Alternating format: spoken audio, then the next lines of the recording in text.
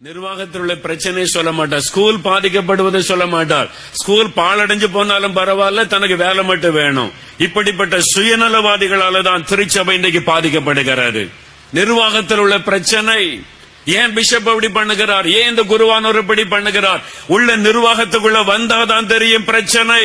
சுயநலவாதிகளால் இன்றைக்கு திருச்சபை பாதிக்கப்படுகிறது. யோசித்து பாருங்க, ஆராய்ந்து பார்க்க வேண்டும் உள்ள என்ன நடக்குது என்று. ஒரு பக்கம் ஊழியம், இன்னொரு பக்கம் நிர்வாகம். ஊழியம் எப்படி நடக்கிறது என்று பார்க்க வேண்டும்.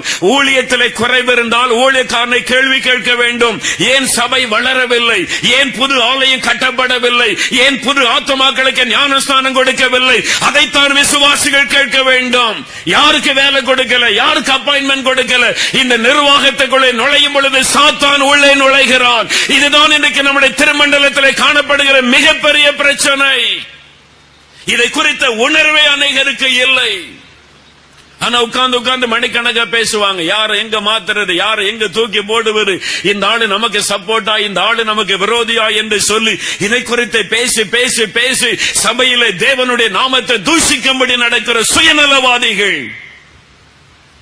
நான் சொல்லுகிறேன், இப்படிப்பட்டவர்களை தேவன் அப்புறப்படுத்த வேண்டும். நான் பேச ஒரு காரணம் தெரியுமா? எத்தனை நாள் அழுது இருக்கிறேன் இந்த திருமண்டலத்திற்காக, திருச்சபைக்காக. தேவ சமூகத்திலே ஜெபிக்கும் போது ஆண்டவர் துக்க முகத்தோடு இருக்கிறதை பார்த்து கண்ணீர் வடித்திருக்கிறேன். ஆண்டவரே, இந்த திருச்சபையை பரிசுத்தப்படுத்தும், மிஷனரிமார்களுடைய ரத்தத்தை நினைத்தருளும். எத்தனை பேர் தியாகம் பண்ணி இந்த மண்ணிலே தங்களுடைய கோதுமை மணிகளாய் விழுந்திருக்கிறார்கள், அதை நினைத்தருளும், மன்னித்து பரிசுத்தப்படுத்தும் என்று நான் கண்ணீர் வடித்தபடி நான் தைரியமாக நான் பேசுகிறேன். சில சுயநலவாதிகளால நம்முடைய திருமண்டலத்தில் இயேசுவின் நாமம் தூஷிக்கப்படுகிறது. நான் இன்னும் ஜெபித்த ஜெபம் தெரியுமா? வேதனையில அது சரியா தவறோ நான் ஜெபிச்சது அந்த மாதிரி. அனனியாவும் சப்பீராளும் பண ஆசைக்கு இடம் கொடுத்து விழுந்து செத்தாங்களே ஆண்டவரே, அந்த மாதிரி எங்க டயசிஸ்ல நடக்கட்டும், பரவாயில்லை, எங்களுடைய சபை சுத்திகரிக்கப்படட்டும். புதிய ஏற்பாட்டுல தான், பழைய ஏற்பாடு அல்ல, புதிய ஏற்பாட்டிலே பெந்தேகோஸ்தே நாளுக்கு பிறகு திருச்சபையிலே பண காரியத்திலே ஏமாற்றின அனனியாவை சப்பீராளு விழுந்து செத்தார்கள். அப்பொழுது திருச்சபையிலே கர்த்தருக்கு குறித்த பயம் உண்டாயிற்று. லஞ்சம் வாங்குகிறவர்கள் விழுந்து சாகட்டும், என் திருச்சபை மறுக்கு முக்கியம். ஒரு அரசியல் பண்ணுகிறவன், ஒரு அயோக்கியன், ஒரு துன்மார்க்கன், திருச்சபையின் பெயரை வைத்து லஞ்சம் வாங்குகிறவன் இந்த திருச்சபைக்கு வேண்டாம். நான் அப்படித்தான் ஜெபித்தேன். அது சரியோ தவறு எனக்கு தெரியாது. என் உள்ளம் துக்கப்பட்டபடினால் அப்படி ஜெபித்தேன். இயேசுவின் நாமம் தூஷிக்கப்படும்படி நடக்கிற ஒரு நிர்வாகஸ்தன் எதற்கு இந்த திருச்சபைக்கு?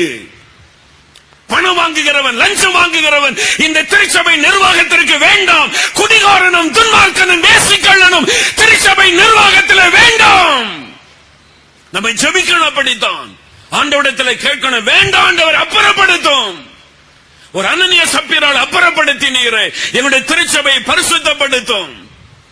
நாம் ஜெபிக்கணும், நாம் அப்படி ஜெபித்துதான் ஆகணும். எனக்குள்ள இந்த பாரம் உண்டாத நான் ஜெபித்தேன். ஒரு நாள் ஆண்டவர் சொன்னார், மகனே, ஆண்டவரை இவ்வளவு நாள் நாங்க ஜெபிக்கிறோம், 7 வருஷமா, இன்னும் கோர்ட்டு கேஸ் வழக்கு திருச்சபைக்கு விரோதமா இப்படிதான் நடக்கிறேன். ஆண்டவர் சொன்னார், என் பட்டயத்தை நான் கருக்காக்கி கொண்டிருக்கிறேன், என் பட்டயத்தை நான் கருக்காக்கி கொண்டிருக்கிறேன். சங்கீதம் 7ஆம் அதிகாரம் கடைசி சில வசனங்களை காண்பித்தார். என் நியாய தீர்ப்பு வெளிப்படும், நீ காண்பாய். என் நாமம் தூஷிக்கப்படும்படி நடக்கிற திருச்சபை தலைவர்கள் யாராயிருந்தாலும், சுயநலவாதிகள் யாராயிருந்தாலும் என் பட்டயம் அந்த வீட்டுக்குள்ளே பிரவேசிக்கும்.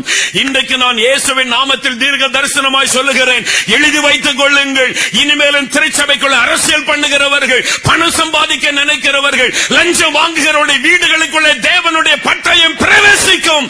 அந்த குடும்பங்கள் நிர்மலமாகி போகும், சிதறடிக்கப்பட்டு போகும், அந்த சந்ததி சாபத்திற்குள்ளாகிவிடும்.